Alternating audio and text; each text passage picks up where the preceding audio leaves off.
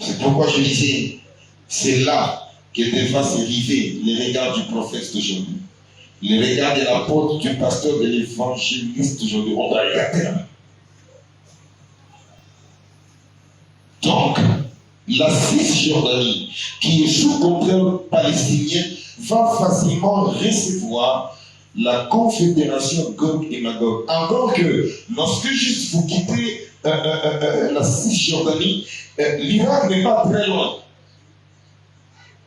L'Irak et l'Iran surtout aussi, qui est l'ennemi juré d'Israël. Et les autres pays, les peuples nombreux. Donc facilement, ils vont atterrir sur les montagnes d'Israël qui sont poussées aujourd'hui en Cisjordanie. Je disais que c'est en cet endroit qu'Abraham est arrivé lorsqu'il atterrissait dans le pays que Dieu lui avait donné. J'avais dit les jours passés que c'est en Cisjordanie qu'il y a les villes que nous connaissons comme la ville de Bethel, qui s'appelait avant Luz, qui a été changée en Bethel par Jacob. Vous connaissez l'histoire. C'est en Cisjordanie d'aujourd'hui qu'il y a le territoire d'Aï, le petit peuple qui avait triomphé d'Israël lorsqu'Israël, au travers d'Akan, avait caché les interdits. Ils ont vaincu de grandes nations, mais dans la guerre contre Haï, ils ont perdu. Haï se trouvait où c'est? Aujourd'hui en Cisjordanie. Je disais hier que lorsque Dieu dit à Moïse, la montagne sur laquelle il prononcera la bénédiction et sur laquelle il prononcera la malédiction, la montagne des Garizim, c'est où c'est aujourd'hui? C'est en Cisjordanie. La montagne d'Ébal, le mont Ébal, c'est où c'est? En Cisjordanie d'aujourd'hui. Et je disais aussi que c'était en Cisjordanie d'aujourd'hui que Jésus avait eu le tête-à-tête avec la femme samaritaine lorsqu'il lui demandait de l'eau à boire. Et c'est ce qu'il disait, entre vous juifs et nous samaritains, pas d'entente. Est-ce que quelqu'un est en train de comprendre avec moi comment les choses sont en train de se préciser? Alléluia. Alléluia.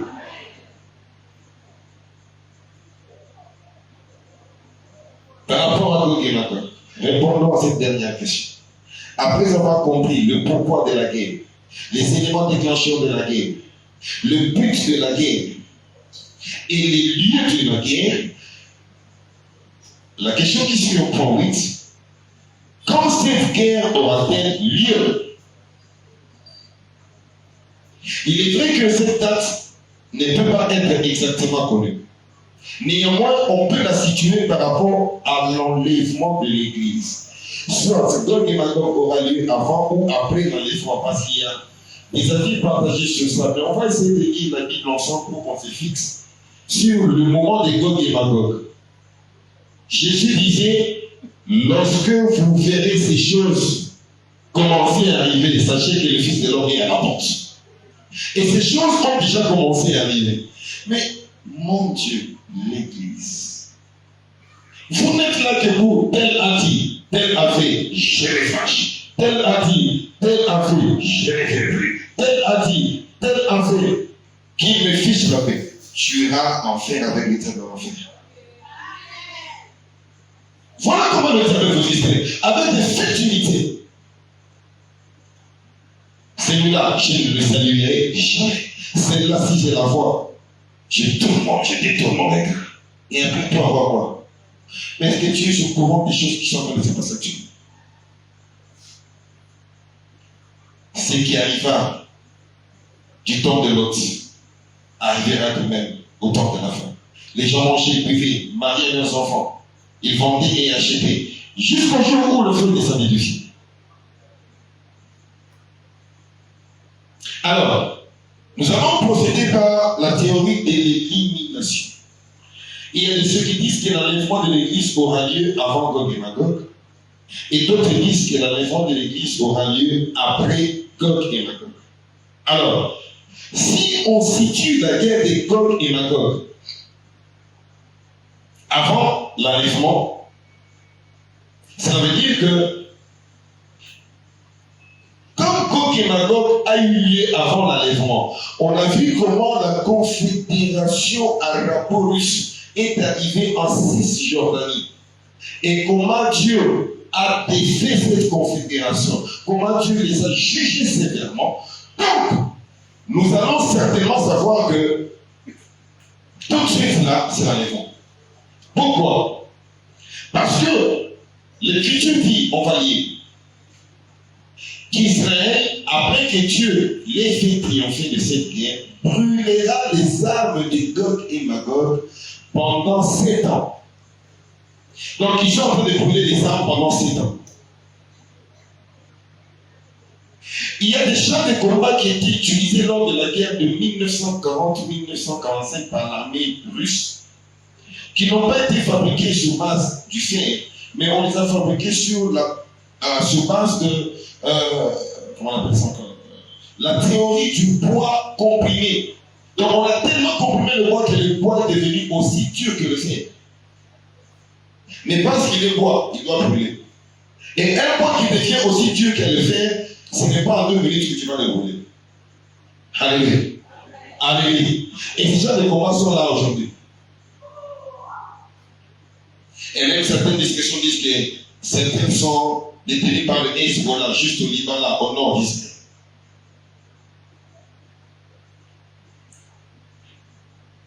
J'ai vu qu'on y a eu souvent.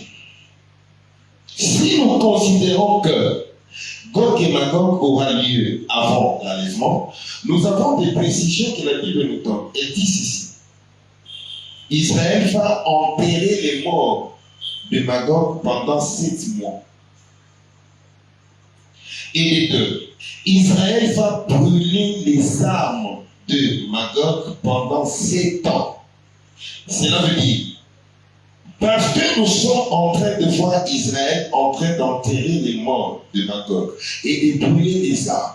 Donc on se dit que dans moins de 7 ans, un événement va arriver. Pourquoi? Parce qu'à la fin, il y a un autre événement qui doit arriver de manière à préparer les gens à la guerre d'Armageddon. C'est lequel? C'est la montée de l'Antéchrist. Or, c'est vrai que le Seigneur nous a donné des d'autres indicateurs pour nous fixer sur le moment de l'enlèvement. Mais même s'il nous fixe, on n'est pas précis. Je ne vous dirai pas que l'enlèvement aura lieu dans 2 jours. Je ne vous dirai pas que l'enlèvement aura lieu dans 20 ans. Celui qui vous le dit aura menti. Mais nous sommes juste en train de comprendre, comme le dit la Bible, dans le livre des Romains. Cela importe que nous sachions que. Alléluia. Je vais lire avec vous. Prenez Romains.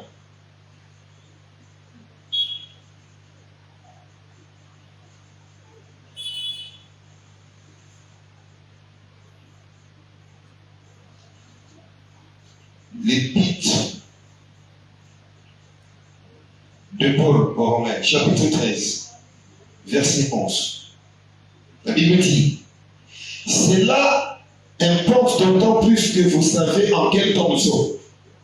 C'est l'heure de vous réveiller enfin du sommeil, car maintenant le salut est plus près de nous que lorsque nous avons cru. La nuit est avancée, le jour approche. Dépouillons-nous donc des œuvres des ténèbres et revêtons les armes de la lumière. Marchons honnêtement comme en plein jour, loin des excès et des ivrogneries, de la luxure et de l'impudicité, des querelles et des jalousies. Mais revêtez du Christ, mais revêtez-vous du Seigneur Jésus-Christ, et n'ayez pas soin de la chair pour en satisfaire les désirs.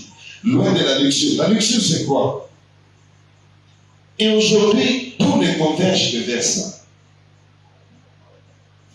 Désir sexuel exagéré. Et les gens font tout juste pour répondre à ça. Il y a des années passées, en Corée, on a sorti un produit pharmaceutique, juste pour amener les gens à se livrer au plaisir sexuel, mais ces produits étaient fabriqués sur base de la chair humaine. La luxure. C'est la luxure qui vous pousse à vous habiller mal, juste pourquoi on vous dit habillement sexy, sexy. Ça vous pousse à l'impudicité. La Bible dit tout péché qu'un homme commet est hors de son corps, mais celui qui se livre à l'impudicité pêche contre son propre corps. Ne savez-vous pas que votre corps est la demeure? Si quelqu'un détruit le temple de Dieu, Dieu le détruira aussi. Et là-bas, on a fait signe.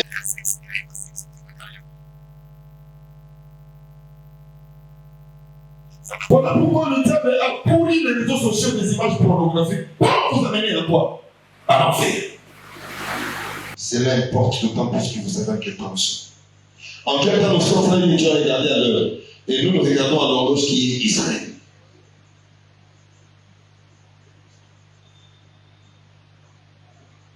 Alléluia. Alléluia. Ce n'est plus l'heure de la destruction de l'ennemi. Parce que lors de l'enlèvement, il y a des ceux qui seront trouvés.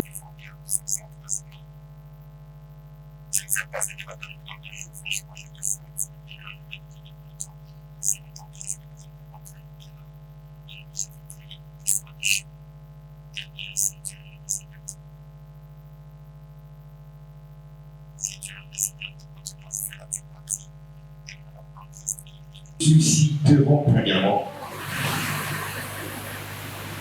Quelqu'un dit non, on peut tout le monde parce que Dieu est souverain, il peut tout, rien n'est impossible à Dieu. On peut tout le monde, peut-être que dans sa bonté, le bon Dieu peut pardonner aux pécheurs. Si c'est le cas, arrêtons de prier, péchons seulement, on attend lorsqu'on va mourir.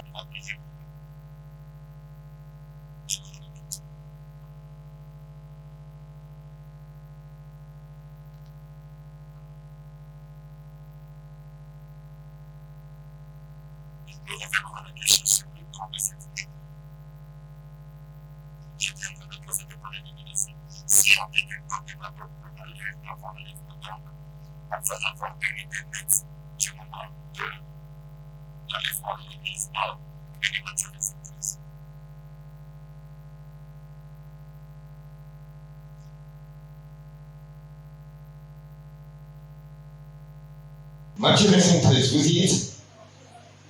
Veillez donc, puisque vous ne savez ni le jour, vous ne savez ni le jour, ni l'heure. Prenons Matthieu 24, 36 à 39.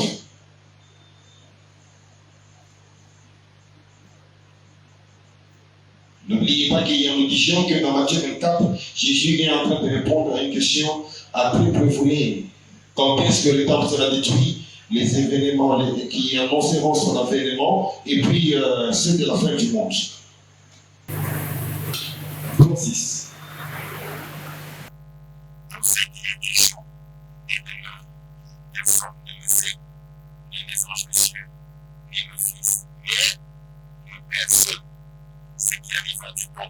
Arrivera de même à l'avènement du Fils de l'homme.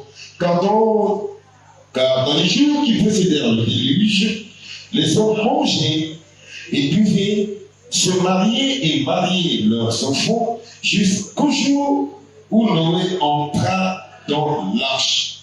Et ils ne se doutèrent de rien jusqu'à ce que le déluge vint et les emporta tous. Il en sera de même à l'avènement du Fils.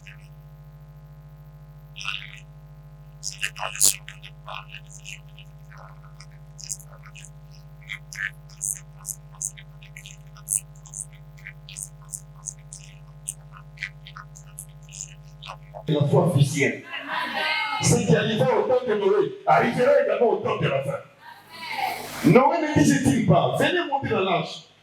Ne s'est-on pas moqué de lui? Mais attends, Noé, tu t'es dit ou quoi? Depuis que tu étais là, tu as entendu jamais parler du déluge?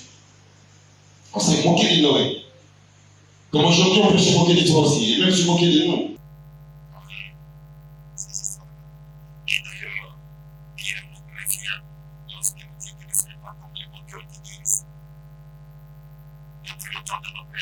Rester les mêmes mots, la promesse de son avènement.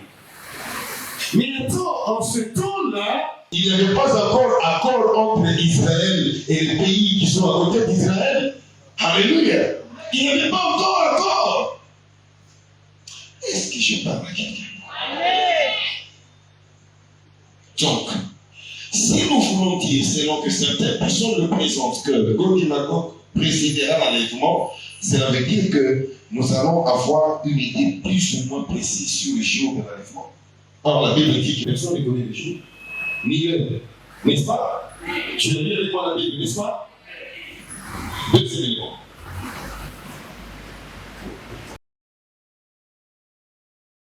Si Gog et Magog aura lieu avant l'enlèvement, donc l'Église sera sur la terre au jour de l'Éternel.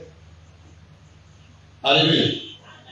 On dit que Gog et Magog, comme le disent certaines personnes, aura lieu avant l'enlèvement. Donc nous, l'Église, nous devons voir Gog et Magog, et après Gog et Magog, l'enlèvement aura lieu. Ok, c'est bon.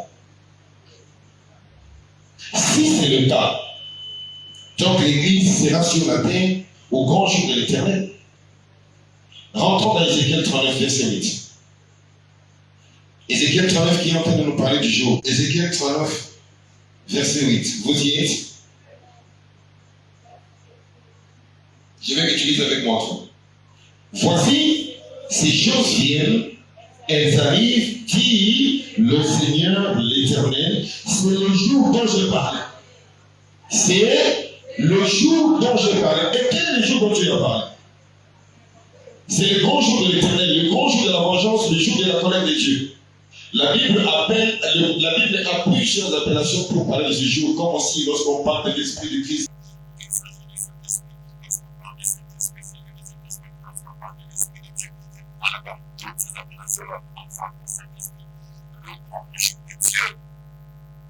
C'est le jour de la vengeance, c'est le jour de la colère, dont ont parlé plusieurs prophètes. Faisons une démarche.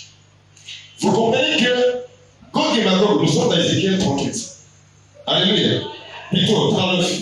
Dans Ézéchiel 39, verset 8, on nous dit, voici ces choses viennent, elles arrivent, dit le Seigneur l'Éternel, c'est le jour dont Gog et Magog fera partie du jour de l'Éternel. C'est le jour dont j'ai parlé.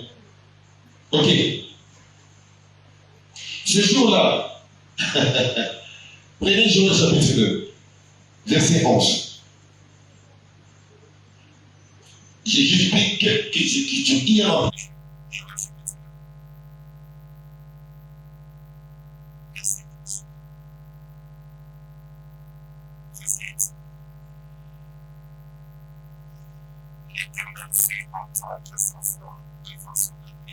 Car son corps est immense et l'exécuteur de sa parole est puissant. Car le jour de l'Éternel est grand, il est terrible, qui pourra le soutenir? Est-ce que quelqu'un comprend ça? Ce jour de l'Éternel, là, ce n'est pas un jour de fête. On dit qu'il est grand, il est terrible, qui pourra le soutenir?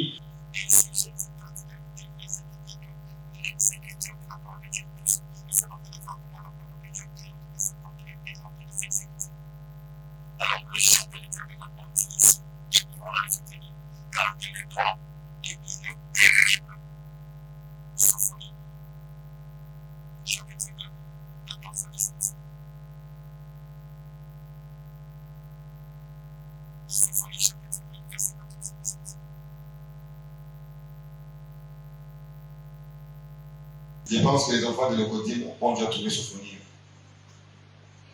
Voilà. Dieu faisons ma commune. Vous dites.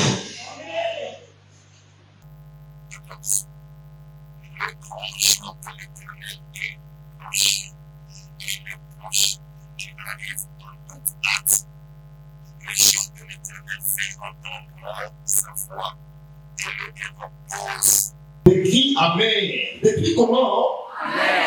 Car ce jour est un jour de... Et dans Ézéchiel, la fureur de mon terreur.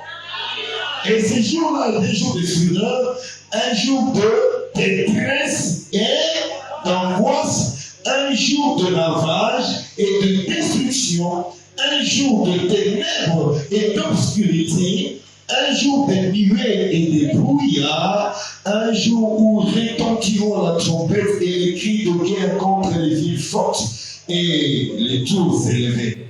Je mettrai les hommes dans la détresse et ils marcheront comme des aveugles parce qu'ils sont péchés contre l'Éternel. Je les prendrai leur sang comme de la poussière et je leur chair comme de l'ordure. Voilà ce qu'il est, c'est donc ce qui est important pour jouer Apocalypse.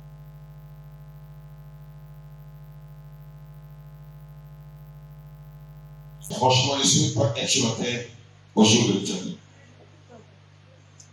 Apocalypse chapitre 6, verset 17. Vous y êtes? Car le grand jour de sa colère est et qui meurt. On a vu dans Ézéchiel 39, verset 8, dit que le dévoilement de la vérité comme ça, je peux vite. Exemple, si vous dites que l'enlèvement de la vie est dans la qualité de donc vous affirmez que l'Église est sur la terre pour changer de terre. Parce que Dieu n'est pas dans ces choses. Or, 1 Thessaloniciens 1, au lieu de lire 1 à 11, vous allez lire 1 à 11 à la maison. On va juste lire 10 et 11. 1 Thessaloniciens, chapitre 1. Verset 1 à 11. Ici, par contre, comme les injustes 10. C'est pas 1 à 11, mais 1 à 10. 1 à 10, mais c'est comme les injustes 9 à 10. 9 à 10. Vous y êtes? 9.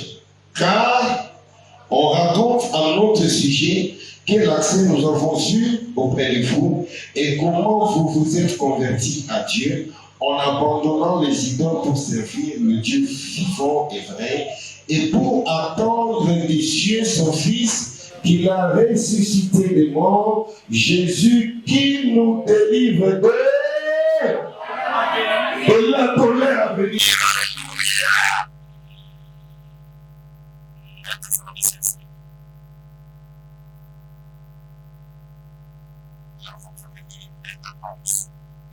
Par rapport au temps, dans 1 Thessaloniciens chapitre 5, je veux qu'on lise juste 8 et 9.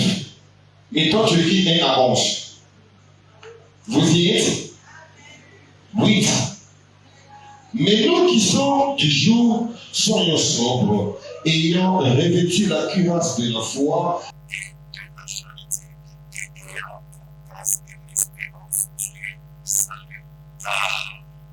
Dieu ne nous a pas destinés à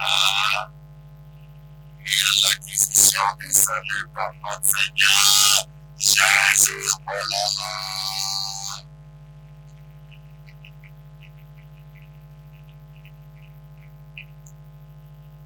Alléluia. Dans ces jours-là, le jour terrible, le jour de colère, dont il est dit, qui pourra se résister? Qui pourra résister ces jours-là? Nous là. Dieu ne nous a pas destinés à ces jours de colère. La Bible dit le grand jour de l'Éternel est là. Qui peut se résister? C'était pour que tu ne subisses pas les affres de ce jour-là que Christ a versé de son sang.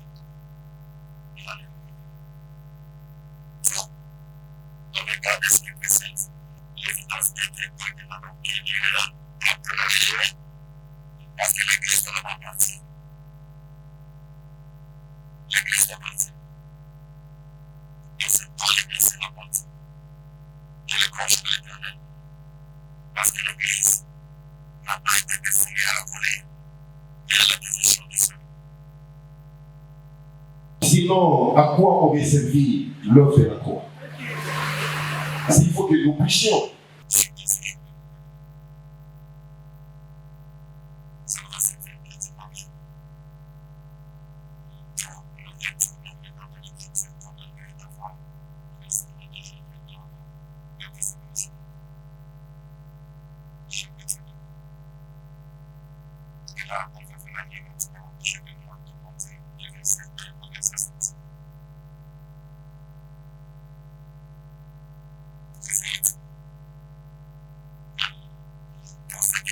L'avènement de notre Seigneur Jésus-Christ et notre réunion avec lui, nous vous prions. Notre réunion avec lui, c'est quoi? L'enlèvement. Alléluia. L'avènement du Seigneur, c'est son retour dans les airs. C'est ça l'avènement. Notre réunion avec lui là,